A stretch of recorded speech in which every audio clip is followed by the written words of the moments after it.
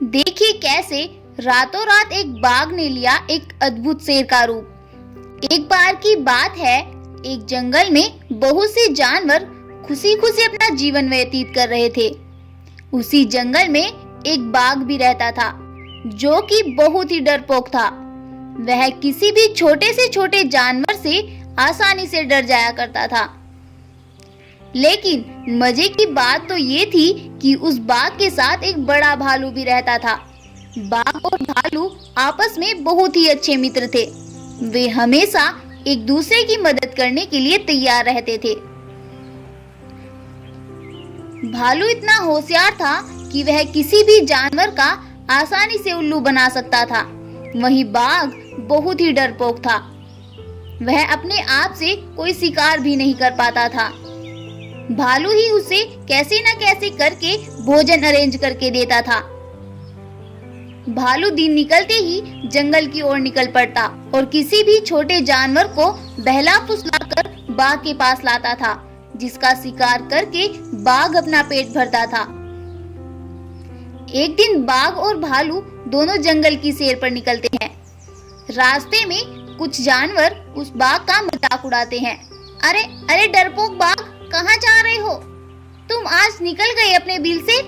क्या हुआ? हमारा शिकार नहीं करोगे क्या? भालू को खरगोश की बात पर बहुत गुस्सा आता है, लेकिन बाघ उसे मना कर देता है और बाघ और भालू वापस अपनी गुफा में आ जाते हैं। भालू अपने दोस्त के डरपोक व्यवहार से बहुत ही परेशान था। वह कुछ ना कुछ करके उसकी मदद करना चाहता था, लेकिन कैसे, उसकी ये भी समझ में नहीं आ रहा था।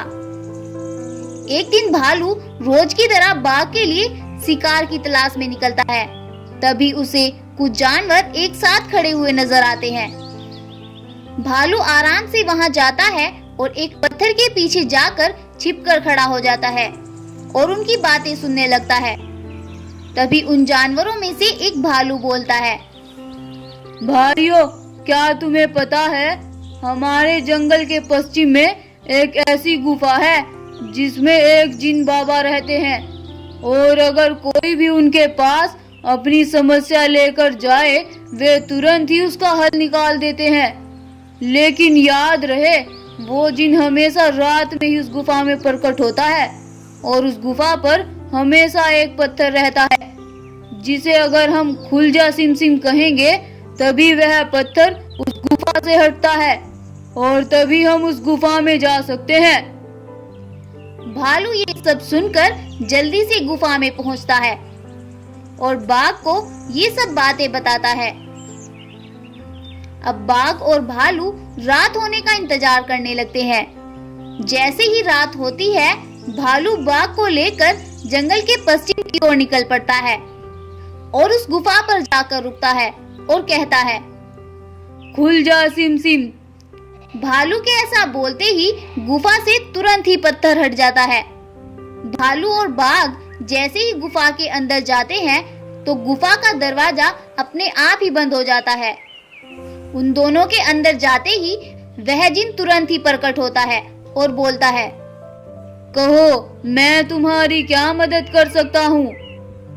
भालू उसे बाघ की समस्या के बारे में सब बता देता है। अच्छा, तो ये बात है। घबराओ नहीं वत्स, मेरे पास तुम्हारी समस्या का हल है। और तभी जिन अपनी शक्तियों की मदद से बाघ को एक हाथी रूपी शेर में बदल देता है। इतना खतरनाक शरीर पाकर बाघ बहुत खुश होता है और वे दोनों वापस अपनी गुफा में चले जाते हैं। अब वे दोनों सुबह होने का इंतजार करते हैं। सुबह होते ही वे दोनों जंगल में निकलते हैं। सभी जानवर इस अद्भुत शरीर वाले जानवर को देखकर हैरान हो जाते हैं और उसे अपने जंगल का राजा बना लेते हैं। अब अद्भुत शरीर वाला बाघ और भालू खुशी खुशी जंगल में रहने लगते हैं। तो दोस्तों, क्या सीखा आपने इस कहानी से? कि हमें कभी भी सिचुएशन से घबराना नहीं चाहिए, बल्कि सब्र करना चाहिए, क्योंकि सब्र का फल हमेशा मीठा ही होता है। अब बाघ को ही देख लो, उसने हमेशा सब्र किया और किसी को कुछ भी नहीं कहा।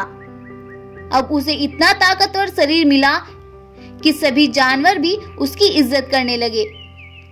स्टोरी अच्छी लगी हो तो वीडियो को लाइक करें और जाते जाते हमारे चैनल को सब्सक्राइब जरूर कर दें।